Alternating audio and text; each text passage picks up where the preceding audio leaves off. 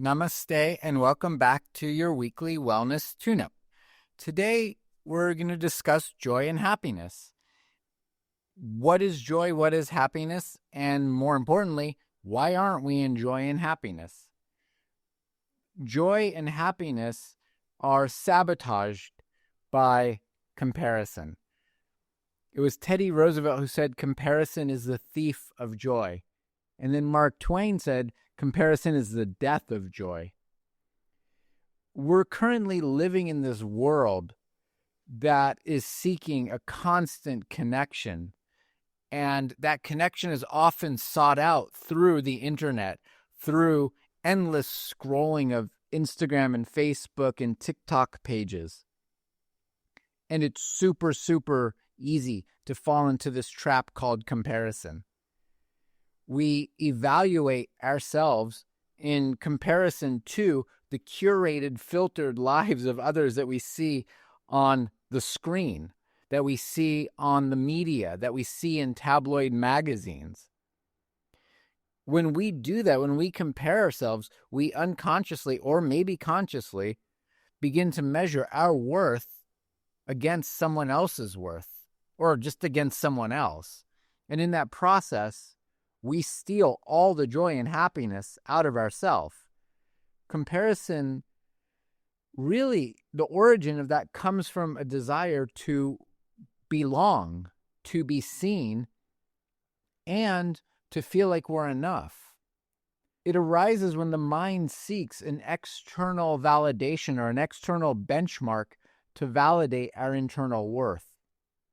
We often are asking ourselves, am I successful enough? Is my car nice enough? Is my clothes nice enough? Is my house nice enough? Am I attractive enough? Is my Facebook page nice enough? And in some circles, am I spiritual enough? These silent questions creep into our consciousness without us even realizing it. It's so subtle. Instead of tuning into our own self, our own rhythm, our own nature, we try to synchronize our life with someone else's. We try to sync our song to someone else's. In truth, every single person is a song, is a poem written by God. Every single person is a unique orchestra on our own. We have our own timeline. We have our own challenges. We have our own failures, and we have our own victories, and we have our own path of healing. All of it is tailored by the universe just for us. When we compare, we're no longer honoring ourselves, and we're not even honoring the other person. There's only one of us. Each person, there's 8.2 billion of us. Each one is unique. There's a saying, be yourself. Everyone else is taken. No tree is trying to be another tree. No tree compares itself to another tree. It's just being essence tree. We're human beings. We need to be essence being. We need to stop this comparison. It's very costly. It costs so much. It's not just a thought. Comparison isn't just a harmless thought. It corrodes our self-worth. It corrodes and erodes our self-worth. And from that, we start having things like resentment.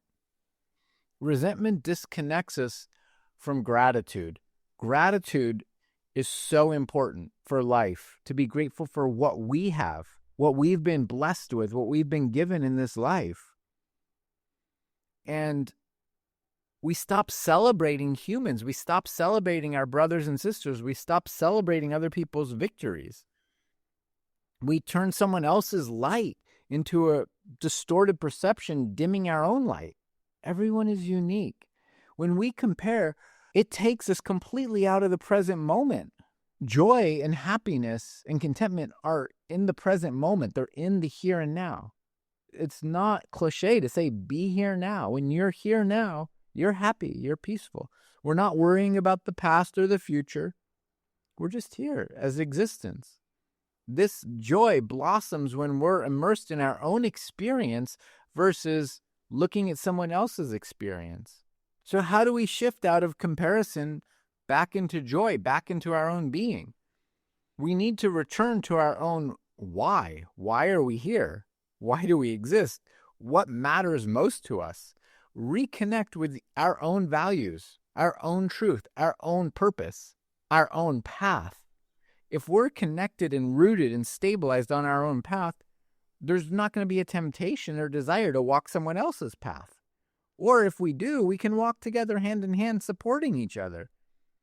The most important thing, though, is gratitude. That is the antidote. That's the antidote to comparison. When we take a pause to appreciate what we've been given, the blessings that we have, we create space for contentment to grow within our heart. We grow more.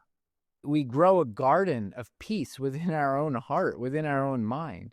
Then we can not only celebrate ourselves, we can celebrate others. And that's not an egoic thing. That's not egotistical to celebrate life. Life should inspire us, not intimidate us. Someone else's victory, try and see that as our own victory. But honor ourselves. Life unfolds for each person as it's supposed to. It may be spring in your mind, and it's winter in another person's mind. Spring is a time of blossoming. Summer is a time of creation.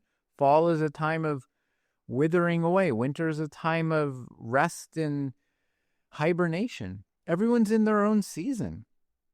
So really, let's try and remember that joy isn't something found out there, outside, in something. It's a natural state of being to be remembered and rekindled within us, reclaiming our own intention for ourselves from the external noisy world, bringing it back home into our own heart. That's how to connect with joy. So remember, comparison is a thief, and awareness is the guardian. It guards the house, it guards the home, it guards the temple, so that these intruders of comparison cannot come in.